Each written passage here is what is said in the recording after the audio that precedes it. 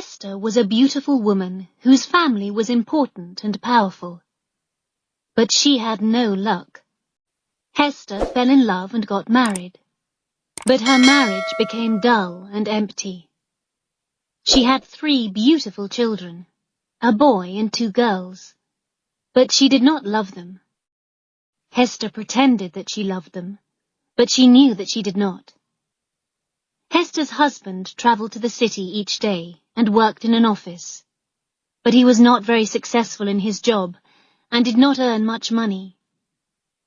Hester did not know how to make money either. They both spent more money than they could earn, so they had serious money problems. Hester and her family lived in a fine house which had a pleasant garden. Beautiful and expensive things filled the house.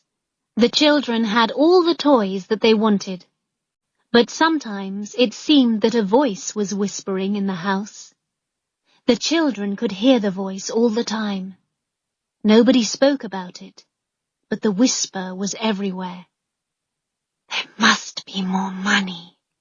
There must be more money. Hester's son was called Paul. Mother, said Paul, why don't we have our own car? Because we're the poor members of the family, she said. But why are we poor, Mother? Asked Paul. When Hester replied, her voice was cold, hard, and angry. Well, she said slowly, it's because your father had no luck.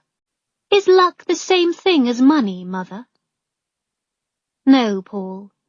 Luck brings money. If you're lucky, you have money. That's why it's better to be born lucky than rich. If you're rich, you may lose your money. But if you're lucky, you will always get more money. Oh, said Paul. And is father not lucky? He's very unlucky, I think, said the mother bitterly. Well, said Paul, I'm a lucky person.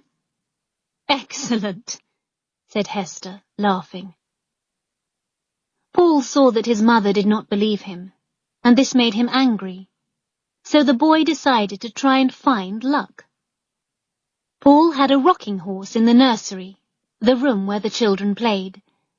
While his sisters played with their dolls, Paul sat on the big wooden rocking horse and rode it madly. Then he stood in front of it, staring into its face. Its red mouth was slightly open, and its big glass eyes were wide and bright. Take me to the place where there is luck, he said to the horse. The horse could help him to find luck. That is what Paul believed. Sometimes he hit the horse on the neck to make it go faster. He rode it more and more wildly, hoping for luck. Paul's mother had a brother, Oscar Cresswell. One day, Paul's mother and Uncle Oscar came to the nursery when Paul was riding his horse. Hello, young jockey, said Uncle Oscar. Is your horse going to win its race? Paul finished his mad ride and got down from the horse. What's the horse's name?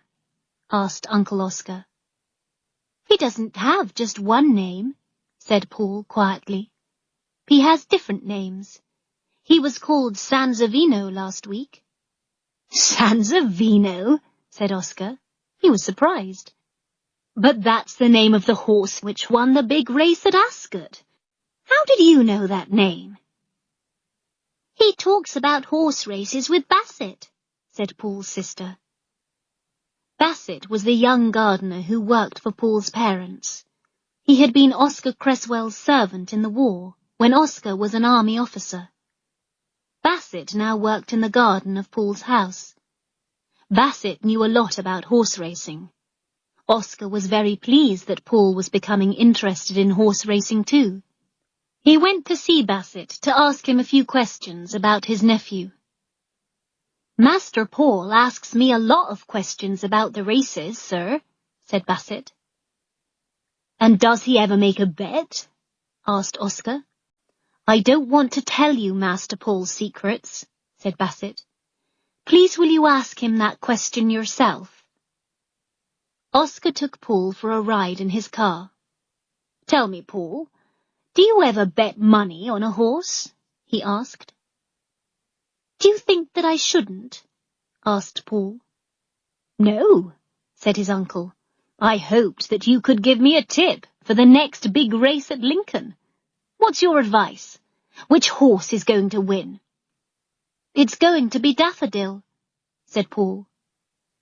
Daffodil had not run in many races and had not been successful. No one expected Daffodil to win the race. "Daffodil?" asked Oscar. "Are you sure? What about Mirza?" "I only know the winner," said Paul.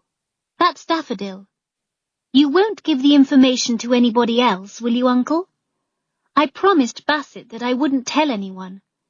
Bassett and I are partners. We share our information with each other."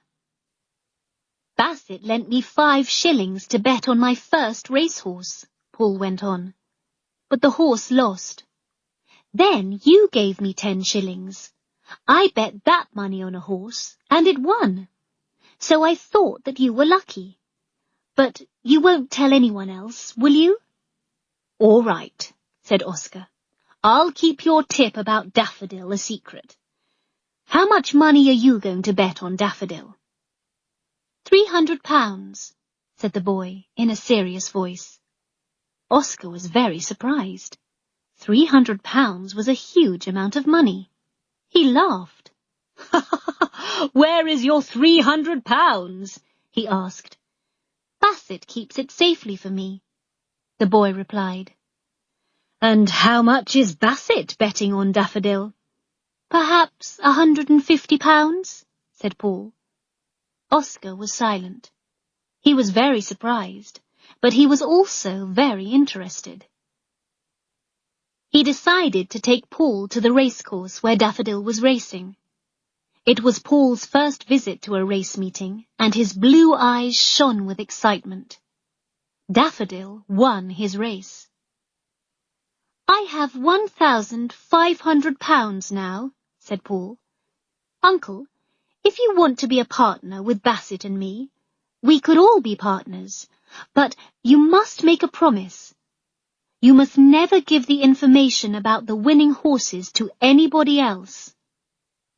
The next afternoon, Oscar took Bassett and Paul to a park, and they talked.